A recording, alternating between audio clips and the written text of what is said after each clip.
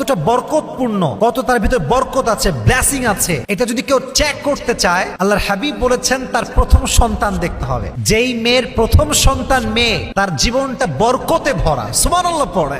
নারী যখন বাবার কন্যা, ইসলাম বলছে, আয়েশা রাদিয়াল্লাহু তাআলা আনহা থেকে বর্ণিত, নবীজি বলেছেন, যার একটা মেয়ে হয়েছে এবং সে তার মেয়েকে সুন্দর করে লালন পালন করেছে, তাকে ভালো জায়গায় বিয়ে দিয়েছে, তার সঙ্গে ভালো ব্যবহার করেছে, সেই বাবা যদি মারা যায়, মা যদি মারা যায়, নারীকে তার যথার্থ মূল্যায়ন করবার কারণে, তার কন্যাকে মানুষ করবার কারণে তার জন্য আল্লাহ জান্নাত ওয়াজিব হয়ে যাবে। সুবহানাল্লাহ পড়া। এক নাম্বার হাদিস, নারী যখন কন্যা। আর একটা হাদিস শোনাই, একজন নারী কতটা বরকতপূর্ণ, কত তার ভিতরে বরকত আছে, ব্লেসিং আছে, এটা যদি কেউ চেক করতে চায়, আল্লাহর হাবিব বলেছেন তার প্রথম সন্তান দেখতে হবে। যেই মেয়ের প্রথম সন্তান মেয়ে, তার জীবনটা বরকতে ভরা। সুবহানাল্লাহ পড়ে। 2 নাম্বার হাদিস। 3 নাম্বার হাদিস, একবার নবীজি যেভাবে আমরা